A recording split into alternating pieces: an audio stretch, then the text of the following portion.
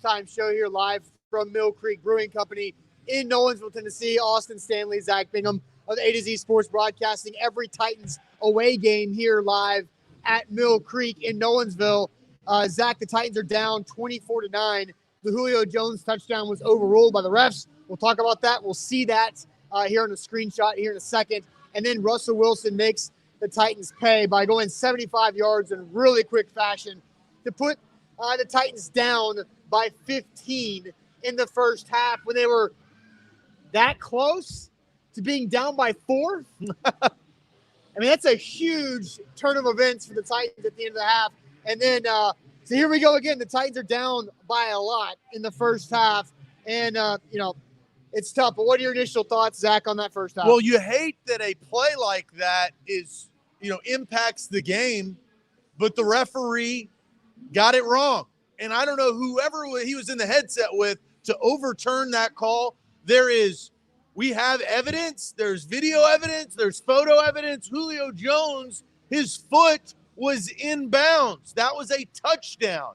And now on Tuesday, the NFL is going to send a pointless letter saying that we're sorry for it. Or maybe they'll be like the SEC and do it like an hour. Right? Maybe so. But that is a massive turn of events for the Tennessee Titans in the wrong direction. They were fighting tooth and nail to get back into this game. They have not played a perfect first half by any means. They have to clean a lot of things up. They do have some positive things, but you hate to see something like that. And I'm going to go ahead and put it up on the screen. Do it. Just put it, make everybody miserable. And props to the Titans and Donald Page for getting this shot. Close your eyes or open your eyes. Do whatever you need to do. But Julio Jones's foot is in the end zone. It is not touching any of the white line. Touchdown versus field goal. And in these type of games on the road, that matters. And Julio Jones has had a great game so far. That would make it even better. So I look at that. We saw it on the screen. I'm sure we'll put it back up here in a second. Yeah, I mean, this is such just an impactful call. It doesn't make any sense because, and I'm sure I don't even read the comments yet because we have so many comments right now that they're all egregious miscall, a lot of cuss words, but everything. How do you call that a touchdown on the field and then overturn it? There has to be video evidence, indisputable evidence. Do they not know what indisputable is? Because from everything that we just saw, whether either they did not have the camera angle or just guessed that his foot wasn't in. It doesn't make any sense. It's irresponsible. It can't happen. NFL officiating is supposed to be better than this, and this is why they have replay, to make sure they get it right, and they have replay. They got it right the first time, and they got it wrong in the replay. It's inexcusable. Yeah, it's unfortunate, but, the defense has got to play better when Russell Wilson gets the ball and has a handful of timeouts and then goes down there and score, right? They drove the length of the field to extend the lead. So, yes, that was backbreaking. It's a momentum type thing where if the Titans... hey, good. That's an excuse. No, I'm not saying it's an excuse. I'm not trying to give an excuse. I know. I'm telling you it is an excuse. I'm not making you an excuse, Zach. I'm telling you, the Titans go flat because they get robbed of a touchdown, have to kick their third field goal. By the way, 0 for 3 in the red zone when it comes to touchdowns. That's why they're down 15 points at halftime. All right, so let's talk about some of the things that they've done well. I know you've been charting first down plays. I'm curious to hear what and see what that is. Yeah. The Titans are not out of this game, but it's definitely going to be an uphill battle. They do get the ball to start the third quarter, but take us through what you found in the first two. Yeah, so I think everybody is frustrated with the first down play calls of Todd Downing, and if you weren't today, then you were last week. So I was like, why not chart it? So I split it up. Derrick Henry runs on 1st and 10 compared to non-Derrick Henry runs or pass calls on 1st and 10, pretty simply. So 8 times the Titans have run Derrick Henry on first down in this first half. Those 8 plays have combined for 24 yards. Easy math tells me that's 3 yards per play for Derrick Henry. Now, his first 5 were 1, 0, 1, 4, 2. Then his last 3 first down carries were 4, 8, and 4. So a lot of that production is the last 3 runs on first down. Now let's take it on the pass calls on first down. The Titans have not run the ball with Derrick Henry 6 times, and they've combined 59 yards on those first downs for 9.8 yards per play.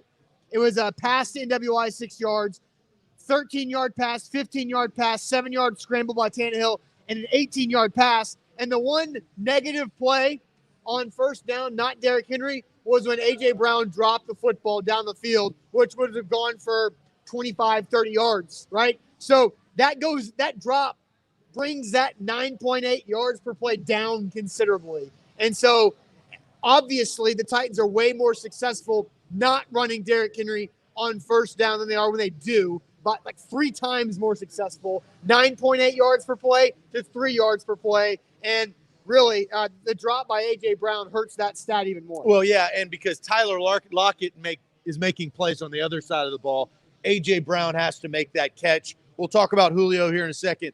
Derrick Henry, 13 carries, 35 yards. Those are hard yards, too. And several of these carries are like second effort 4-yard runs. Yes.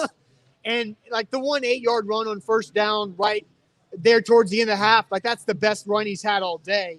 And so it's frustrating to watch this Titans offensive line and the run game continue to be stubborn in running on first down. They have got to get a little bit more creative in the second half. I love the play action screen pass to Derrick Henry that went for 15 yards.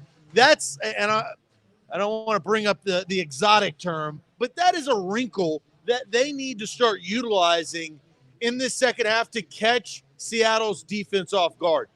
Another big play is Bobby Wagner booming through and sacking Tannehill to really save 4 points, right? Yeah, and that play had no shot to begin with because, and I went back and looked at it. The first time I tweeted out that David Quessenberry never saw him coming, but in fact that was actually it was Nate Davis who did not see Wagner, who delayed blitz, and it was a great play by Wagner. Great play and a great defensive play call. Yes, and nicely timed and executed by Wagner, who's a really good linebacker for a long time in this league for a reason. But that hurt. Ryan Tannehill, Zach, has 3 strip sack fumbles in 6 quarters of play.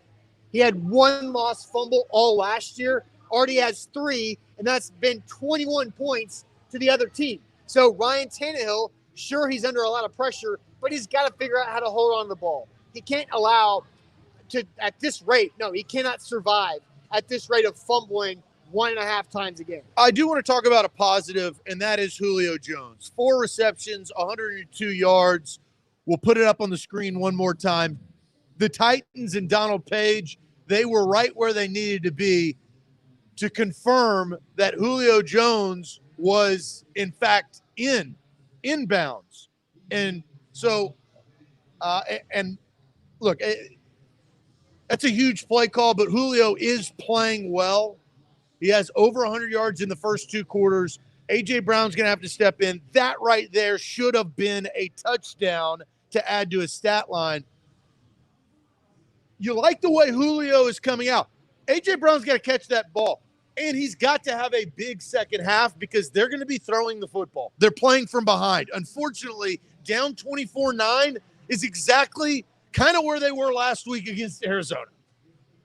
Yeah. And it's hard. It's going to be tough. And there's been some we haven't talked much about the Titans defense because of the Julio overturn call, but there's been some really bad defensive plays. Chris Jackson just mauling the receiver in the end zone, set up 1st and goal. Elijah Molden is just getting baptized by fire in his first 2 NFL games, giving up some big touchdowns. The Tyler Lockett touchdown, running into Bradley McDougald, who's also not having a good return to Seattle, the former Seahawk, who's in for Amani Hooker. So there's been some really poor defense, but they've sacked Russell Wilson twice. They've only forced 4 incompletions. They've got to continue, and they've got to tackle better. There's been so many missed tackles from the defense. Oh, and they got to hound Wilson. That front 4, I said in the pregame show, is so vital. You like the push that Jeffrey Simmons has been getting, and I've even liked on the edge Bud Dupree and Harold Landry at least trying to, as we said, that net around Russell Wilson that have gotten to Wilson a couple of times, but man, he's just so good. He finds his weapons downfield Lockett has been a terror in the first 2 quarters with over 100 yards. He's got 122 and a touchdown. 2 of his 2 catches for 114 out of the gate. Yeah, but that's what you have to avoid because that's what the Seahawks do very, very well. Yeah. So, all right, let's do this. We do this every halftime show. We ask confidence level. What is your confidence level in the Titans winning this game? Ooh. Down 24-9. We're live here from Mill Creek Brewery in Nolensville. Come check out Mill Creek Brewing. Also, check out NashvillePowersports.com. They've got a custom golf cart over in the corner, souped up Titans-themed golf cart from NashvillePowersports.com. Also presented by BetMGM. Zach, the Titans are 14.5-point underdogs live at halftime. So if you think the Titans come back, might get some good value off of that. But confidence level 1 through 10 for the Titans to win this game. What are the people saying? A lot of people commenting, and we got a lot of under 5s. We've got 0s, 3s, 1.4. Gene's going with 1, Nick with 1, Trevor with 2, 0 from Hunter, 1 from Kalen. As they roll in, I don't see many above 5. I see 1-7, but that is it. Paul says 7. Oh, what 7 wins max for this team? So that's not even the right geez. 7. Davidson comes in with, and there's so many comments rolling in. It's got to be under 5, right? You're down 2 scores. Let's just say this. I was at a 3.5 when the score was 0-0. So where am I at now when they're down 15? I mean, I'm at like a 1. Like, they're not going to win this game. There's very little chance. Like, we don't allow for zeros to be an answer because there's always a chance. But I'm at a 1 out of 10. There's no way they're winning this game. There's 0 way. I probably moved down to a 2. Just like we said, and unfortunately it's becoming a theme. Last halftime against Arizona, a big time play by Kevin Byard and then the touchdown pass from Tannehill to A.J. Brown at least got them back in it for a second. That has to happen again. They get the ball, so they don't have to necessarily get the turnover on the first possession, but they need to drive down and score a touchdown. I've got a stat coming to send you guys to the second half. Teams who start 0-2 in the NFL in the last 30 years have a 6% chance of winning their division. Teams who start 0-2 have a 6% chance of winning their division. But luckily, the Titans have the 0-2 Colts, the 0-2 Jags, and a really bad 1-1 Texans team. So there's a chance. Hope you guys enjoy the second half. We'll be right back here for the post-game show. See you later.